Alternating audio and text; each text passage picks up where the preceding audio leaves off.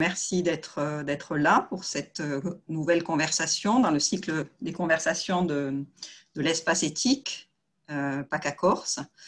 Il s'agit donc d'un format sur 1h30 qui se veut à la fois vous apporter de l'information sous la forme de courtes interventions d'experts, entre guillemets, enfin de personnes qui ont un savoir et qui vont essayer de le transmettre. Et puis ensuite, des temps d'échange à la fois entre les 3 intervenants et puis avec le public.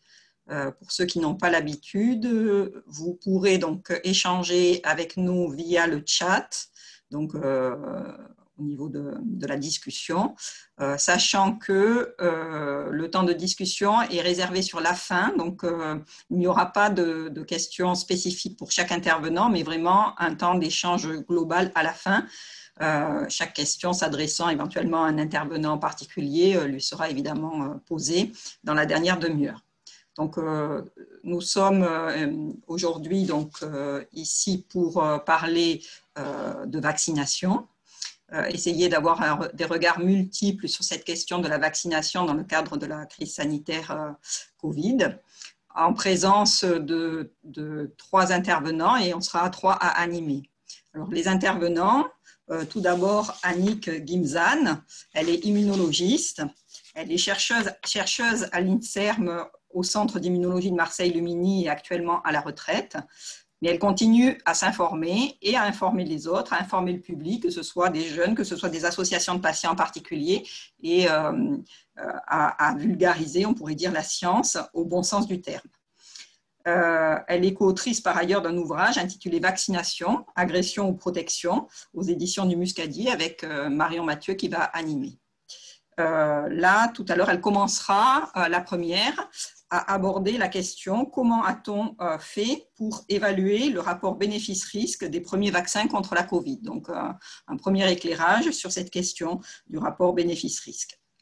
Ensuite, nous pourrons entendre Jocelyn Rode, qui est sociologue et psychologue, enseignant-chercheur à l'École des hautes études en sciences sociales, et qui s'intéresse aux facteurs psychologiques et sociologiques et processus d'adaptation des populations face aux risques sanitaires, et notamment ceux liés aux maladies infectieuses émergentes. Et donc, il était tout choisi pour aborder la question de l'hésitation vaccinale et des politiques vaccinales face au Covid actuellement. Et puis, nous entendrons ensuite Laetitia Marcoussi, qui est enseignante en philosophie et qui s'intéresse à l'éthique médicale depuis plusieurs années déjà, puisqu'elle nous apporte sa contribution au sein de l'espace éthique PACA Corse, et elle abordera la question de la vaccination avec son regard philosophique.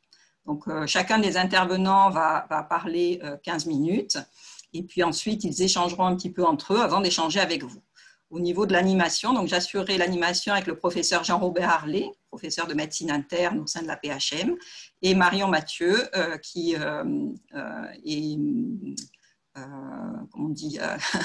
qui travaille au sein d'AMU. Associée. Voilà, et qui aussi a contribué au livre sur la vaccination. Donc, je vais commencer par donner la parole à Annick Gimzan. Bonjour. Donc, je vais vous parler de cette nouvelle vaccination contre le SARS-CoV-2 avec la nouvelle miraculeuse de vaccin en moins d'1 an.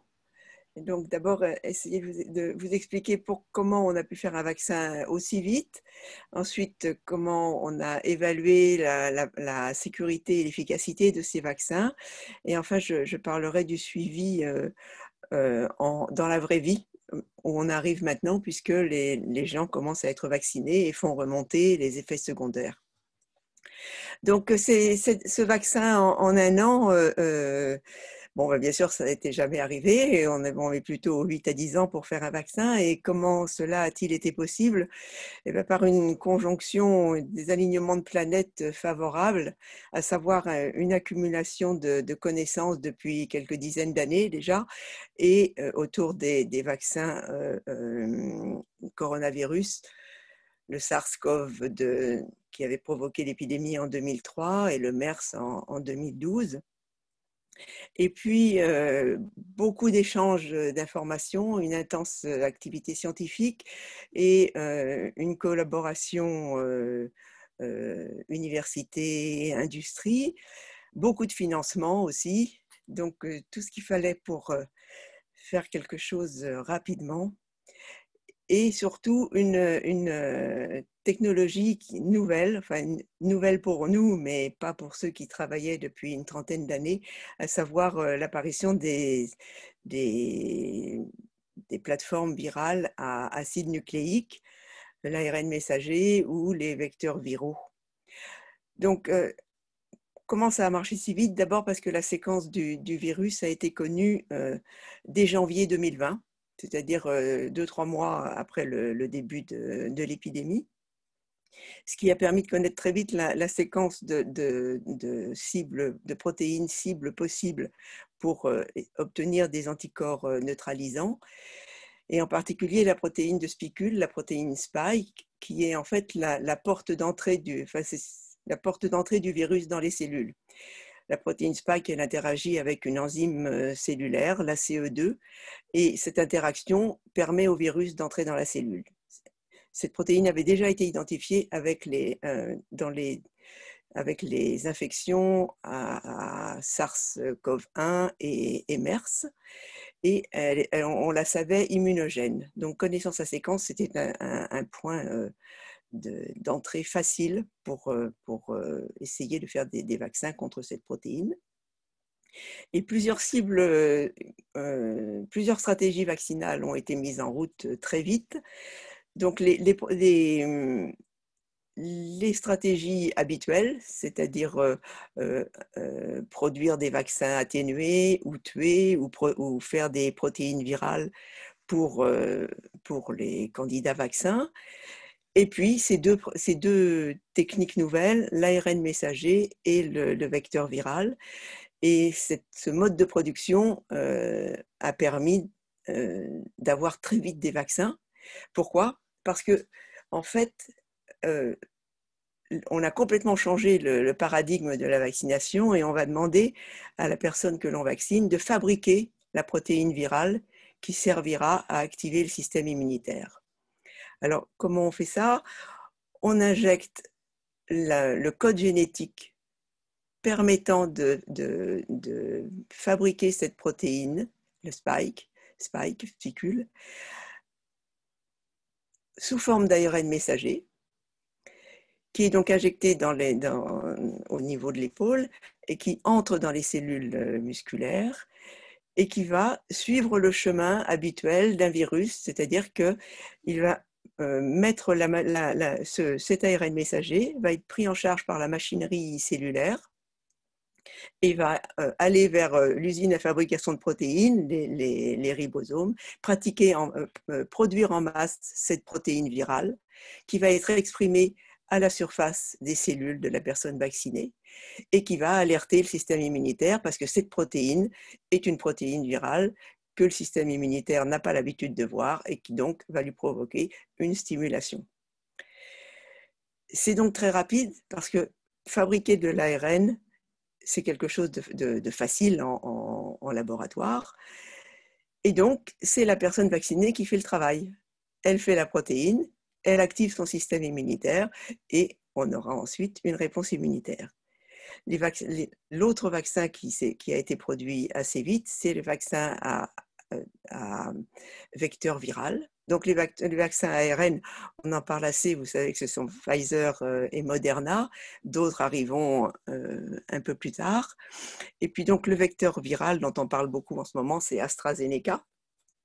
Donc, c'est un virus, un adénovirus, un virus bénin, un virus facteur de rhume bénin, qui va présenter une séquence, toujours la séquence de la protéine spike, au système immunitaire, mais cette fois-ci par le chemin d'infection virale. C'est-à-dire que c'est un virus anodin qui va présenter la protéine. Il va donc être pris en charge par la machinerie de production de protéines de la cellule et elle va produire à nouveau les protéines virales comme dans le cas de l'ARN messager.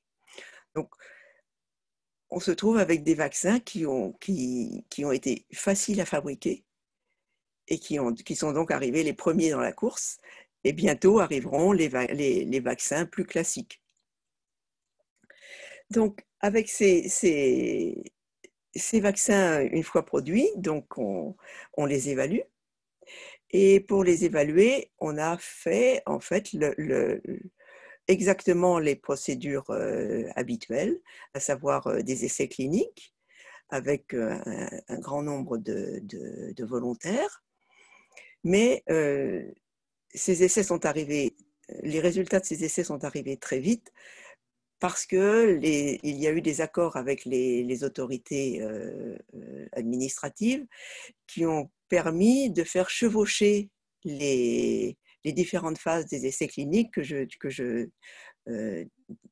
présenterai juste après, et aussi un suivi administratif des résultats au fur et à mesure qu'ils arrivaient. Au lieu dans une évaluation habituelle, on fait les phases d'essais cliniques et c'est seulement à la troisième phase qu'on donne les résultats et les autorités de santé doivent analyser à ce moment-là le bloc de résultats, ce qui leur demande plusieurs mois. Là, les résultats ont été analysés au fil de leur obtention. Donc, le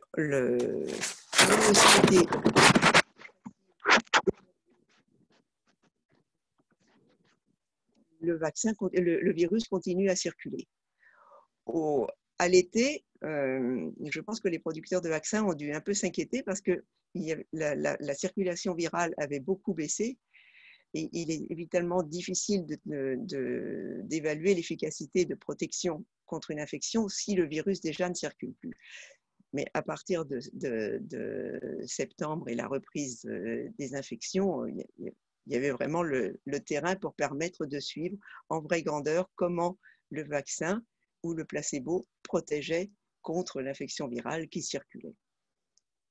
Donc, aussi bien AstraZeneca, Moderna et Pfizer ont suivi la même stratégie, à savoir donc dans les essais de phase 1, donc c'est simplement on évalue simplement la tolérance et l'immunogénicité du produit avec quelques dizaines de volontaires pour les essais cliniques, toujours en double aveugle, c'est-à-dire que les gens donc on établit une cohorte, enfin là c'est quelques dizaines de gens, donc c'est pas grand chose, mais une partie reçoit le placebo, une partie reçoit le vaccin, et on regarde leur tolérance et s'il y a une réaction, une production d'anticorps. La phase 2 des essais cliniques, il y a plusieurs centaines de personnes et là, on va établir la façon d'injecter le produit pour une bonne efficacité. On va établir les doses, on va tester s'il faut une ou deux injections et établir le calendrier de ces injections. À nouveau avec deux cohortes équivalentes, une recevant le placebo, une recevant le candidat vaccin, sans que ni la personne qui injecte, ni la personne qui reçoit ne sache si elle reçoit le vaccin ou le placebo. Et en fait, la phase 3, qui fait intervenir plusieurs milliers de personnes, pour les 3 essais dont je vous parle là, il y avait entre 15 000 et 40 000 personnes pour tester cette phase-là. À nouveau, en répartissant également la cohorte en receveurs de vaccins et en receveurs de placebo. Et là, on a analysé le niveau de... On a compté les gens qui étaient contaminés par le Covid. Au bout d'un délai, les demandes de l'OMS étaient qu'il y ait au moins 60 personnes infectées. Et en fait, vu la circulation du virus, c'est plutôt 180 à 200 personnes qui ont été infectées. Et donc, lorsque les producteurs du vaccin ont analysé les résultats. Donc, par exemple, pour Pfizer, il y avait 160 personnes infectées 170 personnes infectées, 162 avaient reçu le placebo, 8 avaient reçu le vaccin. Et pour Moderna, c'était la même proportion. Il y avait 185 personnes infectées et 11 personnes infectées dans la cohorte vaccinale. Donc ces résultats ont été soumis aux autorités de santé pour déposer un dossier d'autorisation de mise sur le marché. Donc c'est comme ça qu'on a évalué qu'il y avait 95% d'efficacité. Pour AstraZeneca, les résultats sont un peu plus compliqués à évaluer parce qu'il y a eu des cohortes dans différents pays et surtout, ils ont un peu segmenté les cohortes dans la mesure où ils ont classifié par âge et par région. Donc, c'est pour ça qu'on leur a demandé, les autorités de santé leur ont demandé de continuer les essais cliniques pour savoir si les gens âgés de plus de 65 ans sont protégés ou pas. Dans leurs résultats, ils semblent protégés, mais le nombre était minime, donc avec une analyse statistique qui n'était pas très bonne. Et surtout, au début de leurs essais, ils avaient eu un problème de dose dans un des points d'analyse. Je crois que je ne sais plus si c'était en Angleterre. Il y a eu une dose qui est une partie de la cohorte a reçu une demi-dose de vaccin pour la première injection. Et il se trouve que ils ont continué l'analyse, ce qui était très bien, et on s'est aperçu que dans cette cohorte-là, la réponse était meilleure que dans toutes les autres cohortes qui avaient reçu une dose normale en première injection. Donc là aussi, les autorités de santé leur ont demandé de continuer cette analyse avec une plus grande cohorte pour évaluer si c'était un effet vrai ou si c'était un artefact. Donc les trois vaccins, enfin, et plusieurs autres, mais les trois vaccins qui circulent en ce moment au niveau de l'Union européenne, Pfizer, Moderna et AstraZeneca, ont donc été autorisés et sont maintenant injectés en France et dans toute l'Europe et ailleurs aussi. Et donc maintenant, on en est à la phase post-AMM, donc post-autorisation de mise sur le marché, la vraie grandeur, et donc il est important d'évaluer les effets indésirables qui suivent la vaccination. Alors ça se fait tout le temps pour tous les vaccins et pour tous les médicaments. Donc les gens peuvent déclarer eux-mêmes les effets secondaires qu'ils constatent après l'injection en allant sur le site de la NSM. Et les médecins aussi peuvent faire remonter ces effets secondaires. Mais il se trouve que c'est vraiment pour cette vaccination anti-Covid, l'information est largement donnée. C'est-à-dire que dès que vous tapez sur ANSM Covid ou sur mesvaccins.net Covid, vous avez accès à l'espace de déclaration des essais secondaires. Donc vraiment, toute la lumière est faite sur la possibilité de donner son expérience et de déclarer son expérience vaccinale. Donc c'est comme ça que l'on suit maintenant au jour le jour les effets secondaires qui arrivent après avoir vacciné plusieurs millions de personnes. Les résultats de ces compilations sont aussi tout à fait accessibles et permettent aux gens de vérifier justement le rapport bénéfice-risque. Dieu merci, le rapport est encore largement au bénéfice plutôt qu'au risque. Il y a pour l'instant 2000 effets secondaires déclarés pour Pfizer, 40 pour Moderna, 150 pour AstraZeneca. Mais si on fait le compte en fonction des gens vaccinés, pour l'instant, ça fait un pourcentage d'effets secondaires entre 0,3 et 1,5% des gens vaccinés. Donc on peut considérer que le bénéfice est largement garanti vu le risque de la maladie Covid-19 et l'état dans lequel elle met le système de santé actuellement. pour ces éclairages effectivement très précis sur le processus de mise au point des vaccins. On reviendra dessus, je pense, à la fin, peut-être pour poser des questions. On va poursuivre les présentations maintenant avec Jocelyn Rode, que je remercie de participer à cette conversation et qui va aborder la question, pareil, en une quinzaine de minutes, des politiques vaccinales, la mise en place des politiques vaccinales et la réaction de la société, sous forme en particulier de l'hésitation vaccinale. Voilà, merci à vous. Je vous laisse la parole. Écoutez, merci beaucoup pour votre invitation. Alors, moi, je suis de la génération PowerPoint, donc je vais partager immédiatement mon écran, si ça ne vous dérange pas. Bien sûr, allez-y. Voilà. Et normalement, vous allez avoir un grand écran. Parfait. Parfait. Et on vous voit sur le côté, c'est très bien. Eh bien, c'est parfait. Du coup, je vais partager avec vous quelques réflexions qui ont émergé ces dernières années. Ça fait une dizaine d'années qu'on travaille avec nos collègues marseillais sur les questions d'hésitation vaccinale. Alors, l'hésitation vaccinale est un concept qui a été très, très mal défini par l'OMS, malheureusement, et qui, du coup, qui fait l'objet de controverses, puisqu'en gros, pour l'OMS, l'hésitation vaccinale, c'est soit le retard, soit le refus de la vaccination en dépit de la disponibilité de ce produit pharmaceutique pour les populations, donc, par exemple sous une forme gratuite. Plusieurs auteurs disent que c'est une mauvaise définition, qu'on devrait avoir une définition un peu plus intermédiaire, c'est-à-dire que l'hésitation vaccinale, c'est en gros ce qui est entre les opposants à la vaccination, ce qu'on appelle les anti-vax dans le langage journalistique, et puis les partisans de la vaccination, ce qu'on appelle les pro-vaccins, souvent dans les médias. Donc, en gros, entre ces deux catégories de population, qui en fait regroupent une minorité de personnes, eh bien, il y a ce qu'on appelle les hésitants. Les hésitants sont relativement nombreux.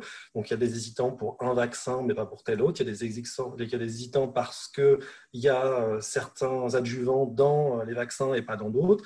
Il y a des hésitants pour le vaccin Covid, mais pas contre les vaccins habituels, obligatoires pour les enfants, notamment, comme le MMR ou les vaccins classiques. Donc, c'est un concept qui est assez polymorphe et qui va en fait varier dans l'espace et dans le temps, et je vais revenir là-dessus.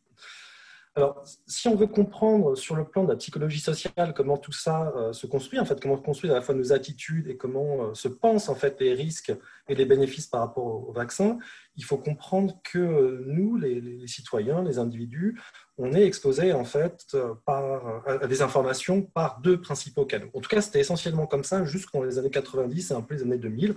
Après, ça a beaucoup changé et vous verrez que ça a radicalement changé sur la manière dont la vaccination a pu évoluer ces dernières années. Donc pendant longtemps, les principales sources d'information qu'on avait, c'était soit notre réseau social, et c'est le réseau d'information le plus important, en particulier la famille, les amis, les collègues, et puis on avait des grands médias généralistes ou spécialisés qui traitent ponctuellement de ces questions de vaccination, soit de manière critique, soit de manière positive, et on a pu montrer que ça avait varié, notamment dans le temps, mais je reviendrai là-dessus. Donc ça, c'était avant qu'émergent en fait les réseaux sociaux numériques et notamment l'Internet, puisque ce qu'on observe depuis une quinzaine d'années maintenant, c'est une désintermédiation de l'information, c'est-à-dire que les individus, les citoyens sont à la fois, ne sont plus seulement récepteurs passifs d'information, mais aussi émetteurs actifs, notamment à travers un certain nombre d'instruments spécialisés, Twitter, Facebook, etc. Et alors que dans les années 90, vous aviez à peu près 90% des gens qui s'informaient via les grands médias traditionnels, la télé, la radio, les journaux. Aujourd'hui, ce n'est plus que 50%. Donc, on a à peu près la moitié des Français à l'heure actuelle qui ont les informations en matière de santé essentiellement par les réseaux sociaux numériques. Et ça, c'est une nouvelle donne. Alors, ce qu'on sait des études psychologiques en fait, qui ont été consacrées à cette question de l'hésitation vaccinale et de l'acceptabilité vaccinale, puisque c'était le concept qui était utilisé en fait, dans les années 2000 et puis qui a un peu disparu au profit de ce concept, encore une fois, mal fichu d'hésitation vaccinale. En fait, ce qu'ont montré ces études de psychologie de la décision vaccinale, c'est que, de manière générale, il semblerait que les individus ne fonctionnent pas de manière radicalement différente en fait, des experts. On a en fait des processus intuitifs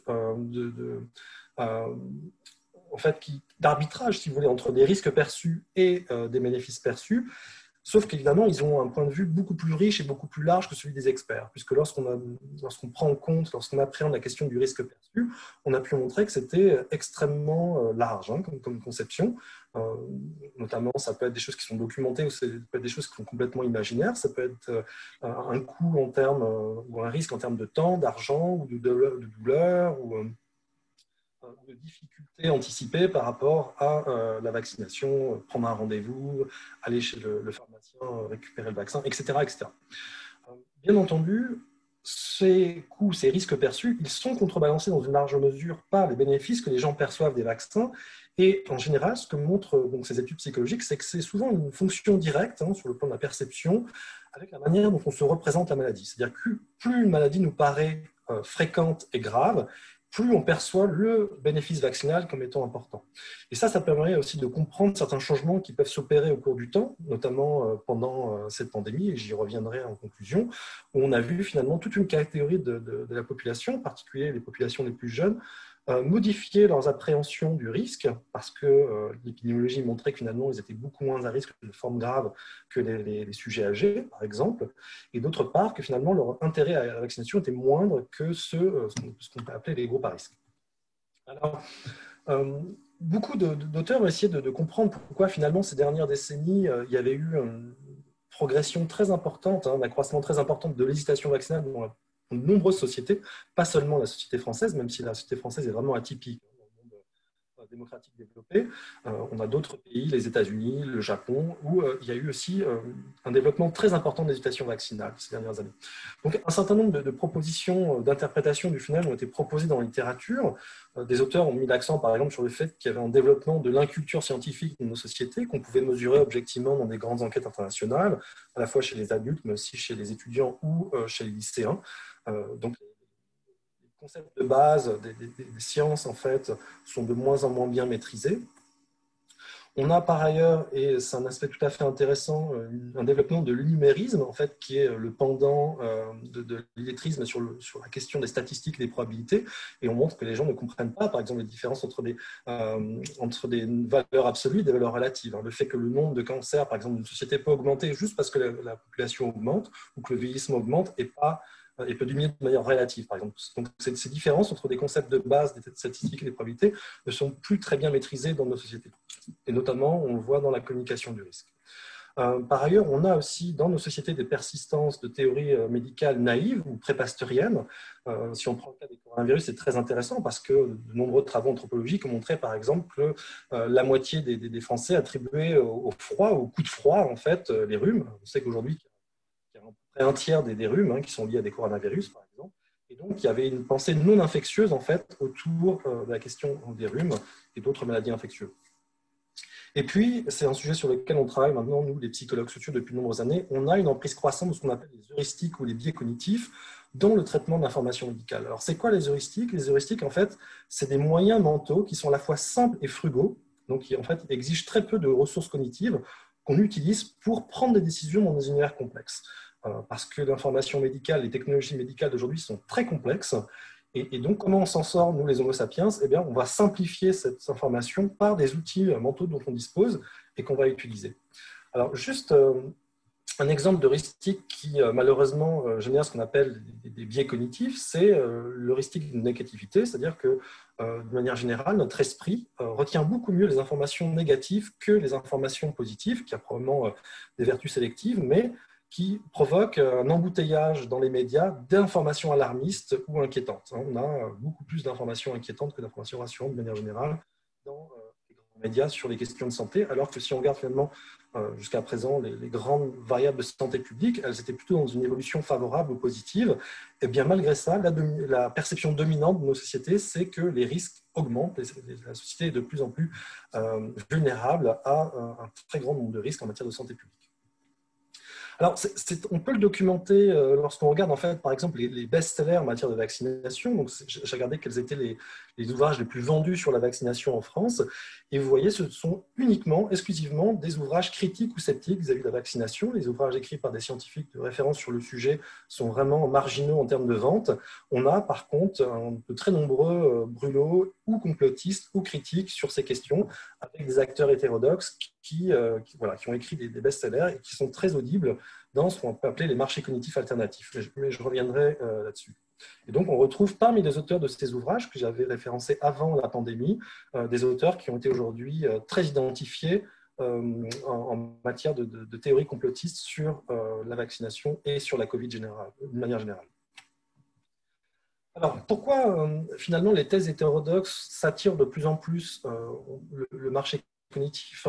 Il y a plusieurs explications qui ont été apportées, notamment par des collègues comme Gérald Bronner à Paris, qui a montré qu'il y avait eu une transformation radicale du marché d'information et qu'avec l'utilisation généralisée des algorithmes, on avait aujourd'hui une multiplication de ce qu'on appelle les bulles cognitives. Donc, on se retrouve en fait dans des trappes cognitives, des trappes d'information qui font que quand on commence à s'intéresser à un sujet, par exemple un sujet complotiste, eh bien, mécaniquement, on va nous envoyer des informations de ce type-là.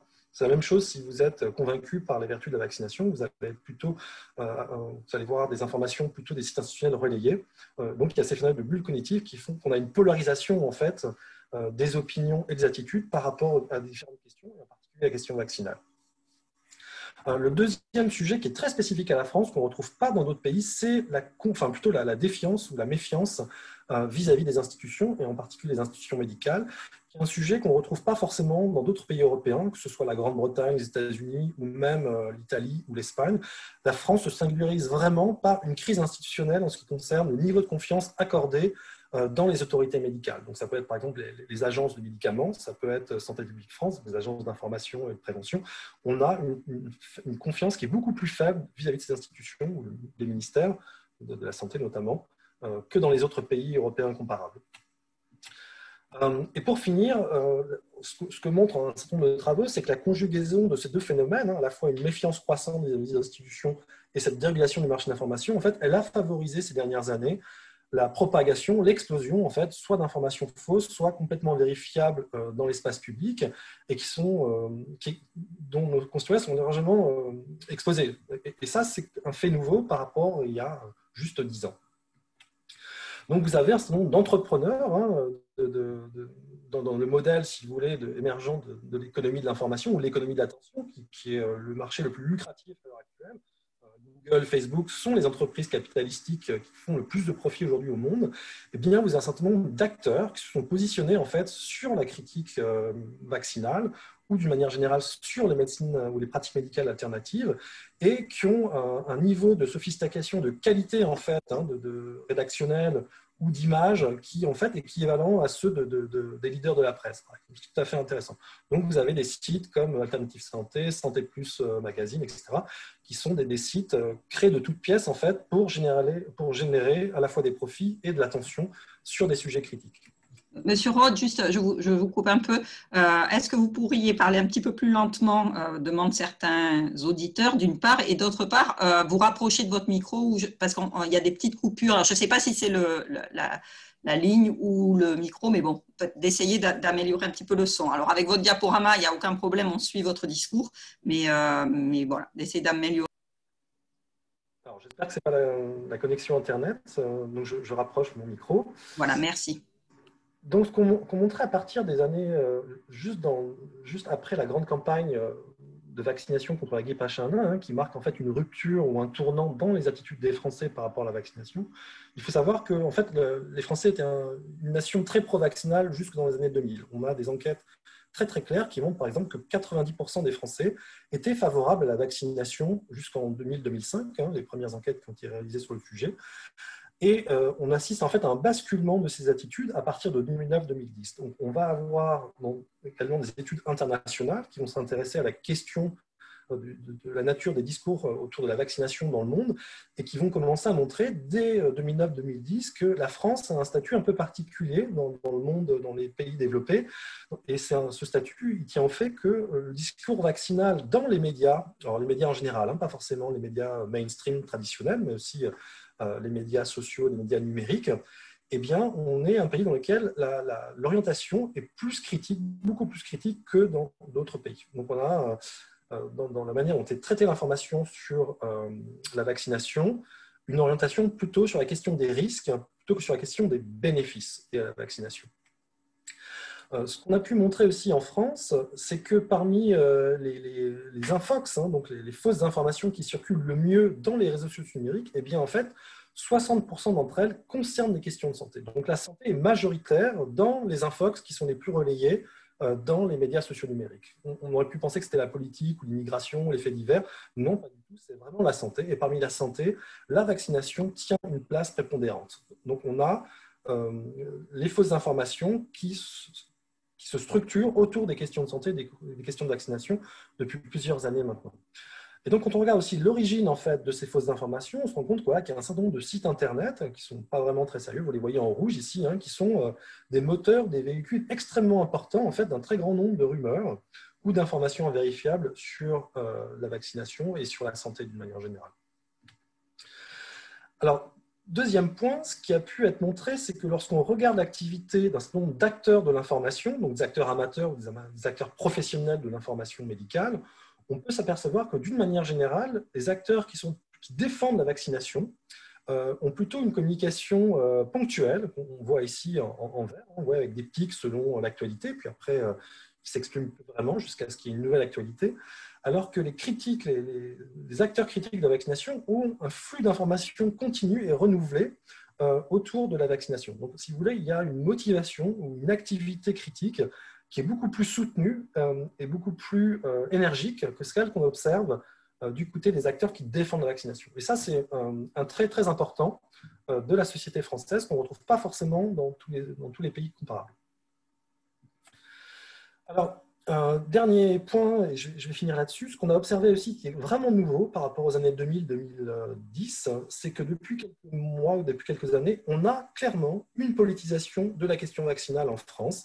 On l'avait observé uniquement dans un autre pays, c'est les États-Unis, où à partir de 2015, on a pu montrer par certains travaux que la question vaccinale s'était politisée aux États-Unis, notamment la question du vaccin contre le papillomavirus humain, où il y avait en fait une polarisation entre les démocrates et les républicains. Donc ça a été publié et observé par quelques collègues psychosociologues aux États-Unis, notamment des études faites à Yale. Et on a vu comment les acteurs finalement politiques américains structuraient aussi leur positionnement sur la question vaccinale et pas seulement sur des questions de type économique, de migration, etc. Donc si on prend le cas de Donald Trump, par exemple, Donald Trump a relié énormément les thèses conspirationnistes autour de la vaccination, le fait qu'on nous mentait, mais ça c'était avant d'être élu parce qu'en fait ce qui s'est passé c'est un des rares sujets sur lesquels il ait pu changer d'avis, c'est-à-dire que lorsqu'il a été au pouvoir, par contre, il a vraiment changé de discours, il a arrêté toute forme de critique vis-à-vis de la vaccination. Donc il y avait aussi des logiques de marché électoral derrière l'endossement, en fait, ou l'approbation de ces thèses. Alors, ce qu'on observe en France maintenant depuis quelques mois, c'est une politisation de ces questions. On a pu montrer, nous, dans des travaux, on a publié ça dans le Lancet il y a quelques mois, que selon votre orientation politique, on va avoir une notion vaccinale qui est très différente. Si vous voyez sur ce graphe, les personnes qui sont proches sur le plan idéologique ou politique des partis de gouvernement ont une hésitation vaccinale beaucoup moindre, de l'ordre de 19%, alors qu'elle monte chez les partis de contestation ou d'opposition à 32 jusqu'à 35%, vous voyez, 32% à l'extrême gauche. Alors, je conclus donc. Qu'est-ce qu'on peut dire sur les perspectives de la vaccination contre le SARS-CoV-2 ? On est en train de développer des travaux sur ces questions-là. Première chose, on avait au départ de l'épidémie ou de la pandémie un taux d'intention vaccinale qui était assez élevé. En fait. On était à 75%. On s'attendait à ça parce que l'hésitation vaccinale, elle est structurellement à autour de 20-25% en France. Et en fait, progressivement, on voyait ce taux d'intention vaccinale baisser, s'éroder, jusqu'à tomber à 45% en décembre. Alors, je vous rassure, il a bien remonté depuis. On est à plus de 55% aujourd'hui, début février. Donc, il y a eu un retour vers une dynamique pro-vaccinale qu'on peut comprendre en fait, par la mobilisation de leaders d'opinion. Lorsqu'on a essayé de comprendre en fait, les motivations de cette baisse d'intention vaccinale, on a pu montrer que c'était toujours le même sujet, c'est-à-dire la peur des effets secondaires potentiels au vaccin, ce qui est structurant autour de la question vaccinale, mais aussi le fait que finalement, mois après mois, il y avait une banalisation de la maladie dans une partie de la population, et notamment chez les sujets les plus jeunes, le fait que finalement cette maladie n'était pas différente d'une autre, d'une grippe, et que par conséquent, on ne devait pas la considérer différemment. Dernier point, j'arrête là-dessus. le point que j'ai déjà évoqué, on a une politisation croissante de la question vaccinale aujourd'hui en France. On voit comment les acteurs politiques aujourd'hui en France, notamment aux extrêmes, s'expriment et se positionnent pour ou contre certaines formes de vaccination. Voilà, je vais m'arrêter là. Merci beaucoup pour ces éclairages. Je pense qu'ils vont soulever des questions, probablement de même d'ailleurs que la première intervention. Je vais donner tout d'abord la parole peut-être à Jean-Robert Harlet pour une première question. Si tu en as une, il y en a dans le chat. Et ensuite, Marion nous rapportera les questions du chat pour vous permettre aux uns et aux autres d'apporter des éclairages supplémentaires par rapport à vos trois interventions sur des points de vue, enfin sur des angles très différents, mais je trouve qui nous permettent d'avoir beaucoup à réfléchir, beaucoup à méditer sur cette question des vaccins à travers vos trois regards. Jean-Robert, je te laisse la parole. Je veux aller très vite parce que je voudrais écouter effectivement beaucoup les questions qui vont émerger de l'ensemble du public.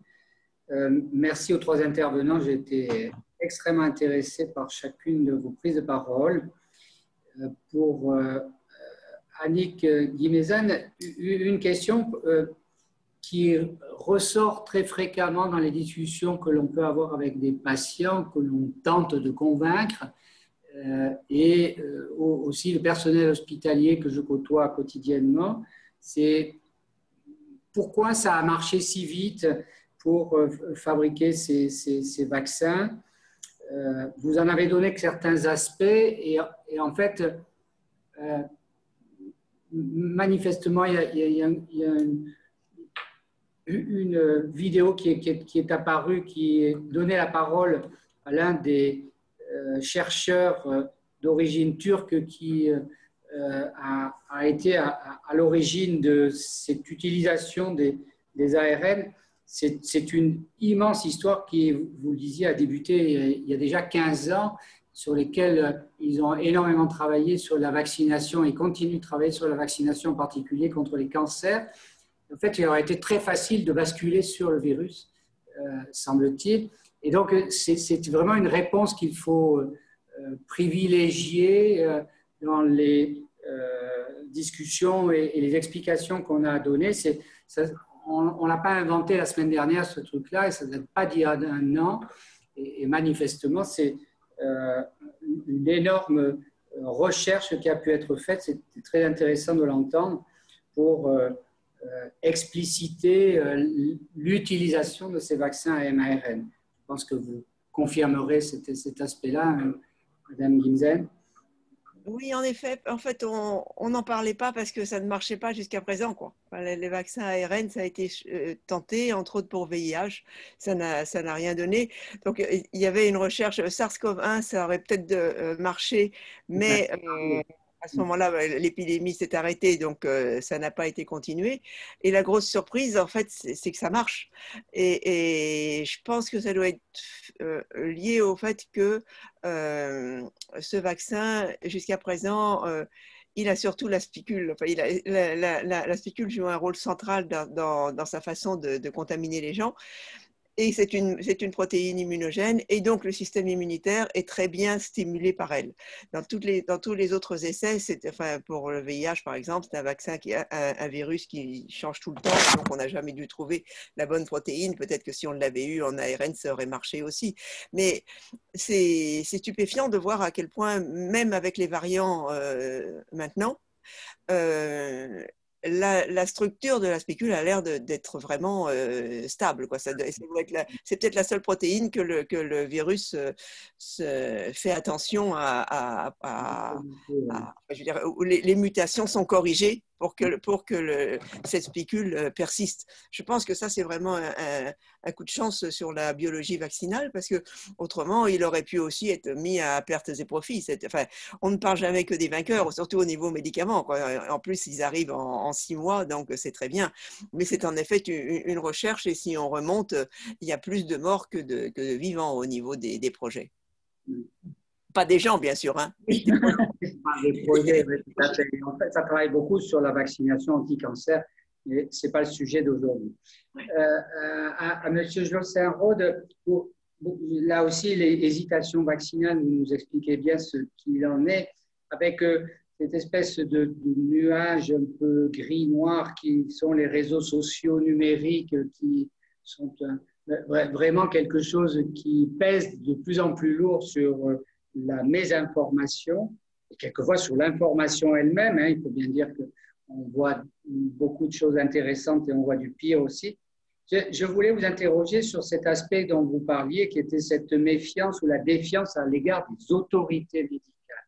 Il semblerait que ce soit très français. Est-ce que vous avez des informations différenciées sur pourquoi les Gaulois ne se comportent pas comme, je dirais, un peu l'ensemble du monde? Oui, en fait, on a des explications historiques à ça. En fait, il faut bien se rappeler du contexte de la campagne de vaccination contre H1N1. En fait, cette campagne de vaccination elle a été suivie en France, contrairement à ce qui s'est passé dans d'autres pays, par une série de controverses qui n'a pas du tout été observée ailleurs, pour des raisons sur lesquelles je vais revenir. Donc tout ça commence un petit peu à la fin, enfin plutôt au début de l'hiver, 2009, où finalement il y a la sensation d'un programme de vaccination un peu surdimensionné par rapport à la pathogénicité de la maladie, qui va faire officiellement 350 décès, je crois. Donc aujourd'hui, c'est quasiment ce qu'on a par jour pour le coronavirus. Et donc, cette première question sur le mésusage des fonds publics ou l'hypermobilisation d'État par rapport à une pathologie pour laquelle on avait pu voir a priori à partir de septembre que ce ne serait pas une grippe majeure, a d'abord suscité une première critique de type institutionnel. La deuxième qui a émergé, qui est beaucoup plus grave dans le sens où elle a eu des effets très durables et on les paye encore de cette manière, c'est qu'a émergé pour la première fois dans l'espace public la question des liens d'intérêt ou des conflits d'intérêt, ça dépend comment on regarde la question, et la prévention des conflits d'intérêt étaient des choses qui avaient émergé plus tôt dans les pays anglophones, beaucoup plus tôt, avec des modalités de gestion de ces conflits d'intérêt. Et donc là, on a eu en même temps la critique vaccinale et la question des conflits d'intérêts qui nous est tombée dessus, si j'ose dire, qui a été relayée malheureusement quelques mois après et amplifiée par une affaire célèbre, qui est l'affaire du Mediator, et qui en fait indirectement fait beaucoup de mal à la vaccination. Évidemment, le Mediator ne concerne pas les vaccins, c'est évident, mais d'une certaine manière, ça a validé dans l'opinion publique l'idée qu'on avait d'énormes problèmes de sécurité et même de corruption sur l'industrie pharmaceutique. Et au final, c'est la vaccination, davantage que les médicaments, les autres traitements, qui ont eu le préjudice en fait, de ces controverses de l'époque. Donc une série de controverses qui a fait basculer l'opinion publique et qui fait que 10 ans plus tard, on est dans des pays qui, en début de crise, en tout cas ça changera peut-être, étaient le plus hésitants, le plus réticents sur la vaccination. Ok. Voilà, vous parliez également et j'ai vu, je pense que ça sera repris à travers les questions et les chats, c'est les bénéfices retirés par l'industrie pharmaceutique. On en reparle à l'heure actuelle et les anti-vax en font leur mayonnaise à eux pour être un élément qui pèse en défaveur de la vaccination. Vous avez sur ce plan-là aussi des commentaires ou des éléments qui ont pu être recueillis par vos équipes? Ouais, en fait, il y a eu, moi je qualifie ça de perte de l'innocence d'une certaine manière. C'est-à-dire que jusque dans les années 2000, les Français avaient un imaginaire autour de l'industrie pharmaceutique qui était celui d'une entreprise quasiment parapublique qui avait des motifs historiques, qui était qu'en France, l'État s'était investi pendant longtemps notamment à travers l'Institut Pasteur, dans le développement de vaccins. Et l'idée qu'on avait, c'est que c'était finalement une industrie bonne père de famille, qui avait une bonne image, etc. Et en fait, il y a eu un basculement dans les représentations collectives associées à l'industrie pharmaceutique qui est devenu subitement, très rapidement, le symbole du capitalisme sauvage et dérégulé. Et ça, on le retrouve encore aujourd'hui. Moi, je n'ai pas de problème avec le fait que l'industrie pharmaceutique fasse du profit. C'est une industrie, c'est un marché. Toutes les industries fonctionnent sur la recherche de profit. Après, c'est comment on régule en fait cette recherche de profit, et comment on la met en place, tout. Mais voilà, on a bien vu l'évolution en fait, de la représentation, dans la représentation collective de l'industrie pharmaceutique qui est radicalement différente de celui qu'on observait dans les années 2000. Entendu. Questions, je ne suis pas 100% sûre qu'on aura le temps de tous les traiter. Au pire, on pourra peut-être faire une partie de réponse par écrit à la suite.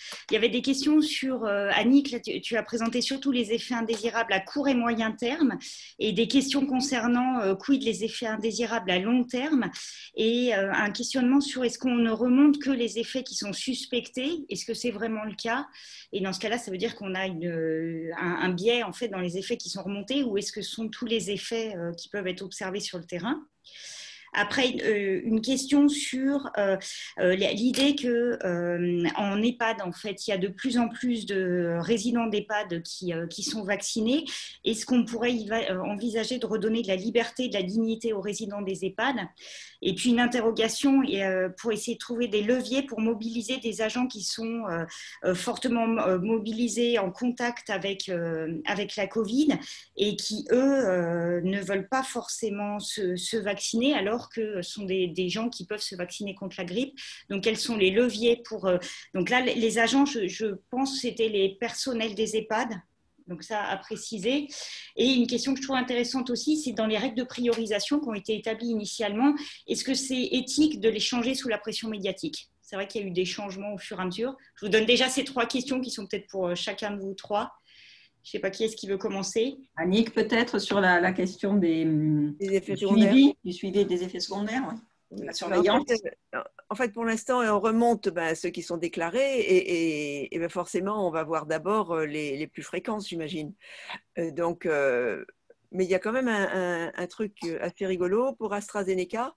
Donc, il y a des soignants qui ont été vaccinés et donc 150 ont eu des syndromes grippaux, ayant de la fièvre pendant 24 à 48 heures, dont certains ont dû s'arrêter. Et donc, ça a été remonté. Bon, je vous rassure, ça fait 1%, 1,5% des 10 000 qui ont été vaccinés. Et apparemment, sur le bilan des effets secondaires déclarés, on est les premiers à avoir déclaré ça au niveau de l'Europe. Tous les gens qui ont utilisé AstraZeneca, ce syndrome grippal n'avait pas encore été vu. Donc, il est remonté à l'Agence européenne du médicament et donc ça va être analysé. Donc, par exemple, un syndrome grippal, ça paraît rien du tout et attendu, mais en attendant, ça n'avait jamais été vu. Donc, c'est difficile de savoir. Je crois que les gens déclarent ce qu'ils ont et puis petit à petit, on verra des choses complètement inattendues. Les autres ont déjà été vus. Ceux qui sont visibles sur 15 000 personnes, ils ont été vus pendant les essais cliniques. Donc, c'est juste une question, je pense que c'est juste une question de probabilité. Il n'y a aucune raison que les gens se privent de déclarer un effet qu'ils ont eu juste parce qu'il n'a pas été identifié avant. Je pense que les gens, quand ils déclarent qu'ils sont malades, ils n'ont pas été regarder d'abord les statistiques pour savoir si ça a déjà été déclaré. Donc, je ne vois pas bien, je ne vois pas le biais qu'il y aurait. Je pense que si les gens déclarent quelque chose, c'est qu'ils l'ont eu et on verra plus souvent ceux qui ont déjà été vus, mais un jour ou l'autre, on en verra qui n'ont pas été vus, quoi. La question, je poursuis juste par rapport à ça, peut-être en complémentaire que je me posais, c'est du coup sur ces effets qui sont déclarés, qui travaille et comment sur les liens de cause à effet? C'est-à-dire qu'on peut très bien, de façon fortuite, dans les jours qui suivent un vaccin, finalement, développer des symptômes autres qui n'ont rien à voir parce que il se trouve qu'il y a autre chose qui arrive dans notre vie, que notre état de santé se dégrade de façon indépendante. Et voilà, la question que je me posais, c'est qui fait cette surveillance et quels moyens il y a de dire ça c'est un effet déclaré mais qui n'est pas lié à la vaccination et puis d'autres effets déclarés qui sont vraiment liés à la vaccination. Alors, moi, je ne suis pas médecin, Monsieur Harley, sans doute pourra mieux répondre. Moi, j'ai été voir les tableaux de déclaration et en fait, certains sont notés comme n'étant pas dus au vaccin et d'autres dus au vaccin. Moi, je n'ai pas de repère pour dire Il y a pourquoi. quand même tous les centres régionaux de pharmacovigilance qui sont impliqués. Et notamment, en fait, Marseille fait partie des 2 centres qui remontent en fait les effets indésirables en lien avec le vaccin Pfizer. Donc, ils ont avec le centre de pharmacovigilance de Bordeaux la mission en fait de faire remonter à l'agence du médicament tous ces effets indésirables. Mais après, il y a des effets et savoir le lien de cause cause à effet, ce sont des enquêtes qui sont faites et notamment par les centres de pharmacovigilance actuellement. Exactement. Il y a un travail qui est fait systématiquement par un centre de pharmacovigilance sur une déclaration qui calcule des liens d'imputabilité. Oui, voilà, c'est ça. Je ne rentrerai pas dans le détail, mais il y a effectivement une échelle d'imputabilité qui est de l'ordre de la fréquence, de l'ordre de la temporalité, d'un certain nombre de choses qui permet effectivement de rapporter un effet secondaire. Et c'est un travail qui est fait pour toute médication, et y compris le vaccin. Et du coup, une précision de la question, c'était bien concernant le personnel d'EHPAD, mais pas que, donc des leviers pour mobiliser ces agents qui se vaccinent peut-être moins bien. Et en parallèle de ça, les résidents des EHPAD, est-ce qu'on peut envisager de leur redonner de la liberté et de la dignité? Donc peut-être déjà les leviers avec Jocelyn Rode. Oui, je veux bien en parler. Et puis, il y a plein d'expériences qui ont été réalisées. Ce qu'on sait, c'est que la communication hiérarchique descendante ne fonctionne pas. Hein. Les grandes campagnes de promotion de la vaccination, ça a été étudié en long, en large, ça n'a aucun effet, et voire ça peut avoir des effets pervers parce que ça renforce ces arguments critiques, en fait.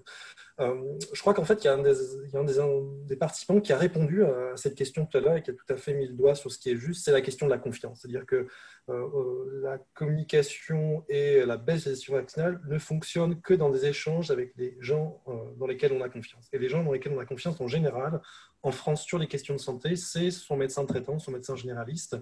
Et donc, les expérimentations qui sont passées par des professionnels de la santé, des médecins traitants, des médecins généralistes, qui consistent en fait à les former à différentes méthodes, par exemple l'entretien motivationnel, c'en est une, ont eu un effet durable et très significatif sur l'hésitation vaccinale des patients.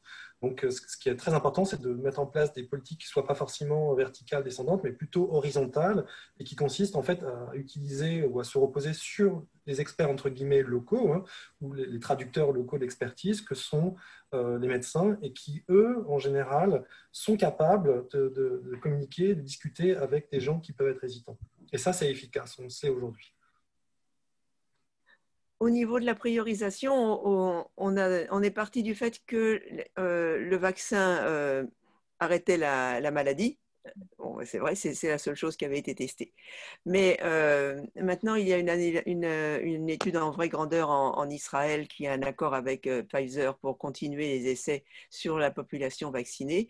Et il semble, c'est un papier qui n'est pas encore revu par les pairs, mais ils ont cherché à voir si la vaccination permettait de diminuer la circulation du virus, ce qui n'avait pas été testé.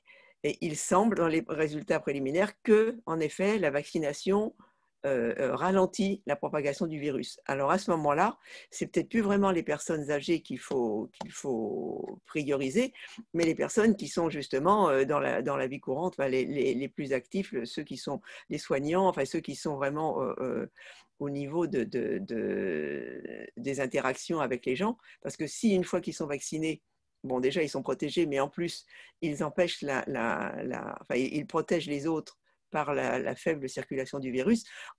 C'est peut-être plus intéressant de les vacciner eux, plutôt de vacciner des gens qui sont déjà confinés. Enfin, je ne parle pas des gens en EHPAD, mais je parle même des gens qui restent prudents, qui sont masqués et tout, quoi. Donc ça ce sera peut-être un changement de priorisation qui aura un sens. Il faut attendre les résultats.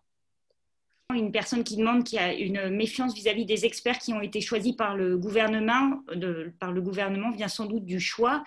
Et la personne, en fait, se demandait si on n'aurait pas pu solliciter, par exemple, les académies de médecine et de sciences qui auraient très bien pu jouer ce rôle plutôt que ce conseil scientifique qui a été mis en place. Est-ce que ça a contribué à avoir une certaine méfiance, en fait ?